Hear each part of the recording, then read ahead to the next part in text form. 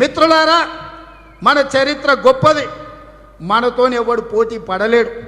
అందుకే చెప్పుకోవడానికి చరిత్ర లేనోళ్ళు, చేయడానికి చేత కానోళ్ళు ఇవాళ మతం పేరు మీద, ప్రాంతం పేరు మీద చిచ్చు పెట్టి ప్రజల మధ్యలో వైషమ్యాలు రెచ్చగొట్టి ప్రజల విభజన తీసుకొచ్చి రాజకీయ ప్రయోజనం పొందాలని చూస్తున్నారు. అందుకే ఇక్కడికి వచ్చిన కాంగ్రెస్ పార్టీ కార్యకర్తలను, ముఖ్యంగా ఇక్కడ ఉండే మా నాయకులను, కైలాష్ నేతను, పల్లె రవి గారిని, చల్మెల కృష్ణారెడ్డి గారిని, స్రవంతి గారిని, మిగతా ఈ ప్రాంతంలో ఉండే ముఖ్య నాయకులను, ఇక్కడ వచ్చిన వాళ్ళను వారికి సగౌరవంగా విజ్ఞప్తి చేస్తున్నా. ఇవాళ నిజంగా మనము ప్రజల పక్షాన ఉన్నామా లేకపోతే పార్టీ ఫిరాయింపుదారుల పక్షాన ఉన్నామా ఈరోజు ప్రపంచం అంతా గమనిస్తుంది. మనందరం కలిసి కట్టుకుంటే మనల్ని ఎవ్వరేం చేయలేరు. మనం విడిపోతే పడిపోతాం, మనం కలిసి ఉంటే ఎవరినైనా పడగొడతామని చెప్పి ఈ సందర్భంగా నేను తెలియజేస్తున్నా.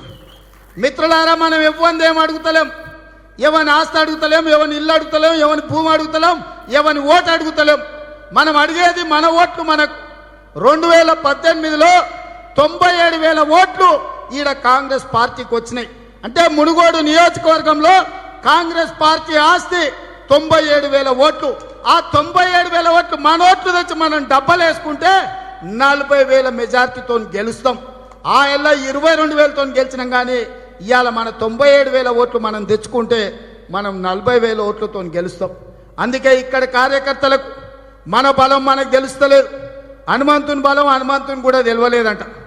రాముడు చెప్తే కానీ ఆయనకు అర్థం కాలే ఆయన బలం ఏందో. ఇవాళ పెద్దలు ధర్మరాజు జానారెడ్డి గారు ఇక్కడ మనకు ఉండి స్ఫూర్తినిచ్చి దశ దిశ ఇస్తున్నారు. వారి సూచనల మేరకు, వారి ఆలోచన మేరకు మనం ప్రతిరోజు 2 గంటలు, ఉదయం 1 గంట, సాయంత్రం 1 గంట, 7 నుంచి 8 వరకు ఉదయం మన గల్లీలో ఉండే, మన పాలెల్లో, మన ఇంట్లో, మన అన్నదమ్ముల్లో, మన దోస్తులో 1 గంట సేపు మన బస్తీలో తిరగాలి.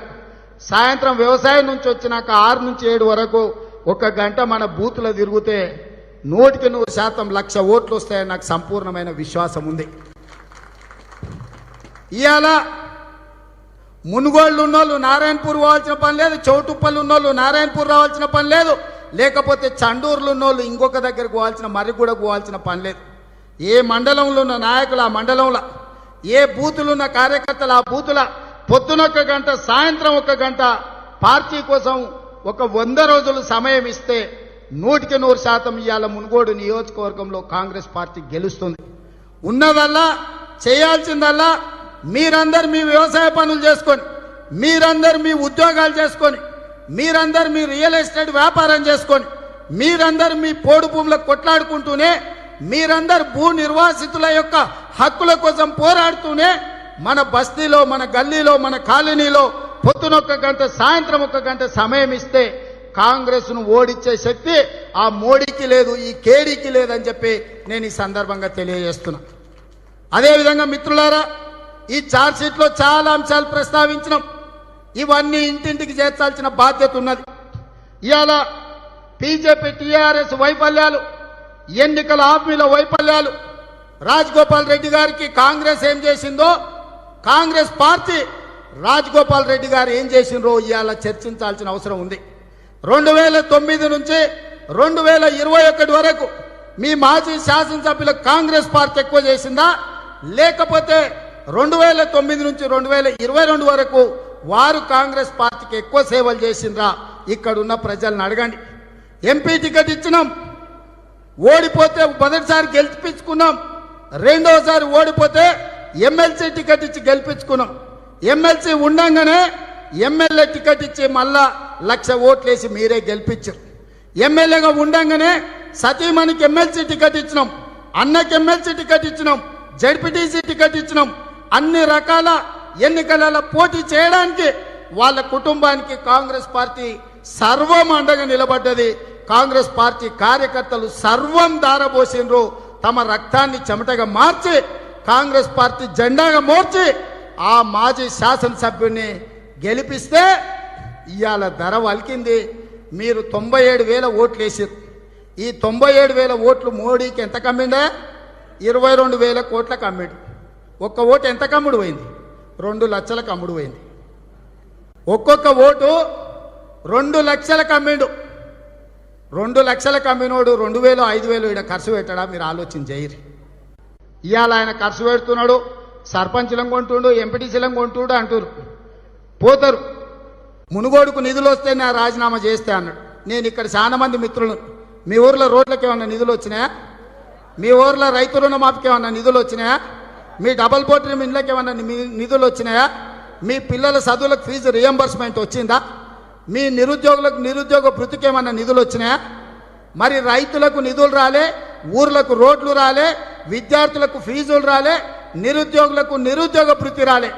కానీ మీరు ఓట్లేస్తే గెలిపించిన సర్పంచ్కో ఎంపీటీసీకో 40 లక్షలు 50 లక్షలు కీసలకు వచ్చినాయి. అవునా? వాళ్ళ కోసమానే మనం బతుకుతున్నది. వాళ్ళకి 40-50 లక్షలు ఎన్నికనా ఓట్లేపించింది. ఇవాళ మునుగోడు ఉప ఎన్నికలలో అమ్ముడు పోయే సన్నాసులకు 40-50 లక్షల నిధులు వచ్చినాయి తప్ప ఏ గ్రామానికి కూడా సందులో 3 సీసీ రోడ్డు రాలే, దళిత కాలనీలలో డబుల్ బెడ్రూమ్ ఇండ్లు రాలే, దళితులకు 3 ఎకరాల భూమి రాలే. మీరు ఆలోచన చేయండి, నేను చెప్పినాను కాదు.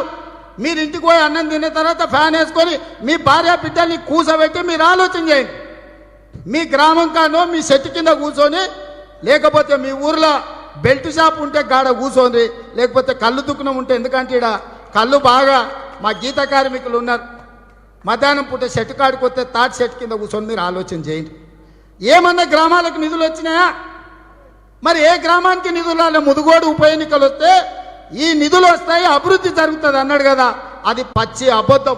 ఎవరికి వచ్చినాయి ఆ నిధులు అంటే అమ్ముడు పోయేటోనికి వచ్చినాయి, ప్రజల్ని మోసం చేసినోనికి వచ్చినాయి, ప్రజా తీర్పును తాకట్టు పెట్టినోనికి వచ్చినాయి, కుదువ పెట్టినోనికి నిధులు వచ్చినాయి తప్ప నిజాయితీగా ఉన్నోనికి నిధులు రాలే. రాజీనామాలు వాళ్ళు కాదు, ఇవాళ పార్టీలు మారిన సర్పంచులను ఎంపీటీలను సప్పరి అని పొరకాట తీసుకొని వాళ్ళు రాజీనామా అయితే అప్పుడు గ్రామానికి నిధులు వస్తాయి.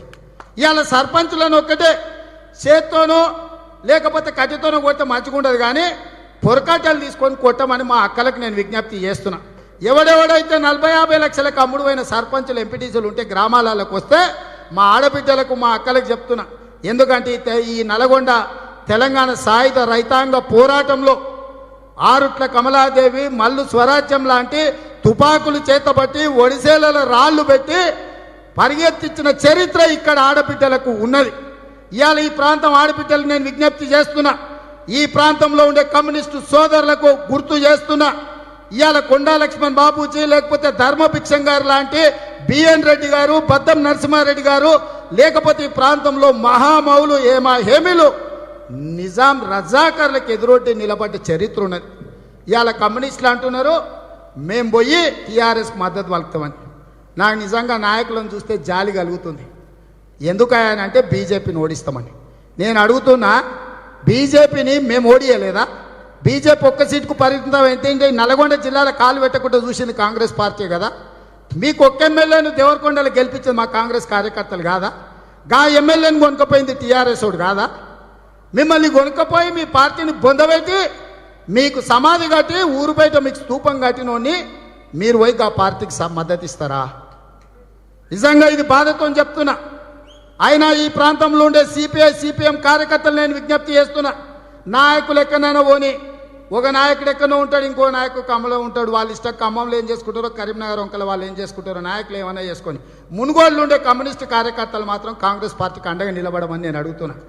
ఈ సందర్భంగా హాయ్ ఫ్రెండ్స్, మా టుడే టుమారో యూట్యూబ్ ఛానల్ చూస్తున్నందుకు చాలా థ్యాంక్స్. మరిన్ని లేటెస్ట్ వీడియోస్ కోసం వెంటనే సబ్స్క్రైబ్ చేయండి. అలాగే ఈ బెల్ ని కూడా రింగ్ చేసేయండి. మా నోటిఫికేషన్స్ అన్ని మీ మొబైల్లో వస్తాయి. అలాగే మా వీడియోస్ మీకు నచ్చితే లైక్ చేయండి, షేర్ చేయండి, నచ్చకపోతే కామెంట్ చేయండి.